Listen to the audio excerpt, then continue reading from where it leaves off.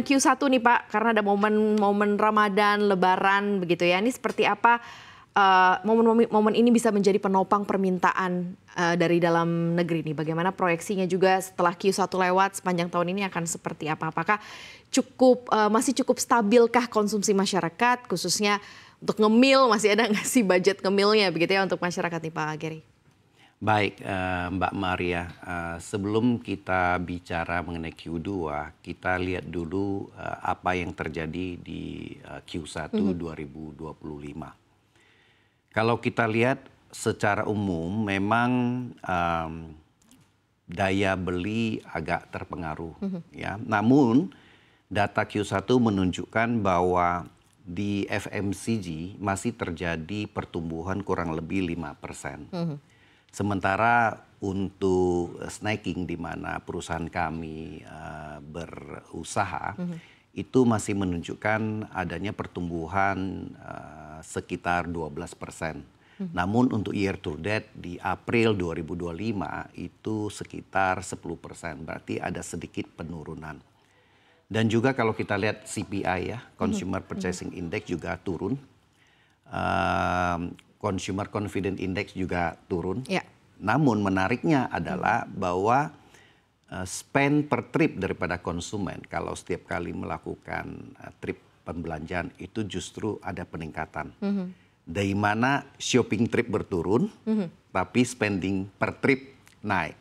Nah, berapa kenaikan tersebut kalau dari data research yang kami peroleh, bahwa upper class daripada sosial ekonomi kelas Indonesia yang kurang lebih 17% mewakili di Indonesia untuk upper class itu penggunaan average monthly spend atau penggunaan belanja bulanannya per kepala keluarga itu masih mengalami peningkatan sekitar 7%.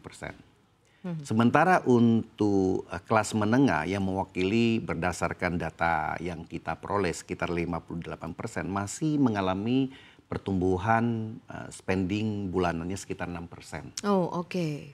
Namun untuk lower class atau kelas bawah sekitar mewakili 25% itu terjadi minus 7%. Nah, menariknya adalah bahwa pola konsumsi ini bergeser. Kalau untuk middle upper cenderung membelanjakan pack size yang lebih kecil, tapi lebih sering. Sementara untuk yang lower class justru mereka menuju ke pack size yang agak besaran dikit dengan harapan adalah value for money karena mereka tidak bisa sering-sering belanja. Nah, karena jumlah tripnya berkurang kan, nah, sehingga mereka harus betul-betul mengconsider bagaimana penggunaan daripada setiap rupiah yang mereka peroleh itu berarti buat mereka.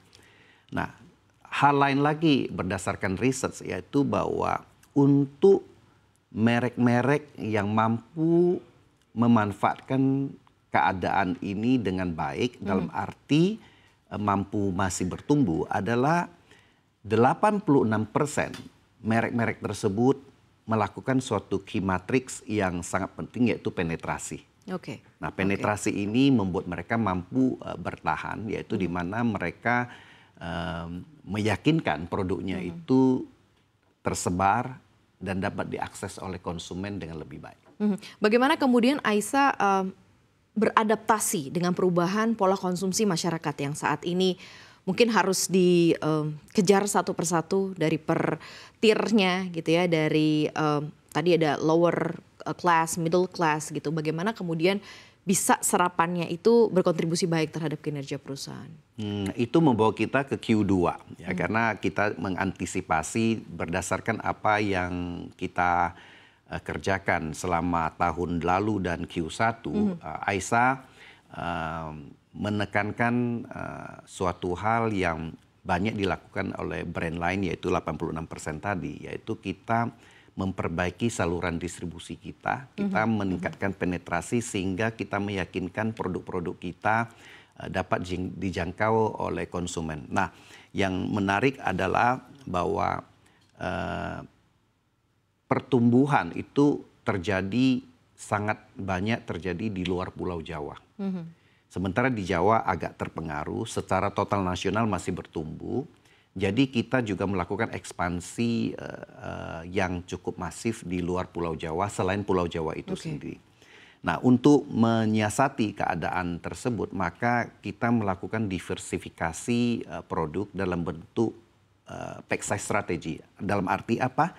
Kita mengembangkan pack size 1.000, 2.000 dan juga menuju yang ke 500. Oh, oke. Untuk mencapai angka affordabilitas itu tadi. Betul, untuk mencapai angka affordabilitas tersebut. Nah, dengan demikian maka konsumen walaupun mempunyai keterbatasan, yang menarik adalah bahwa snacking itu merupakan salah satu safe reward juga. Jadi mereka di antara hal-hal kehidupan sehari-hari mungkin banyak pressure point ya. Jadi mereka tetap juga merupakan safe reward, yaitu berupa snacking. Jadi snacking itu merupakan habit yang memang agak sulit dihindari, di mana setiap orang butuh, baik dari anak-anak sampai dewasa.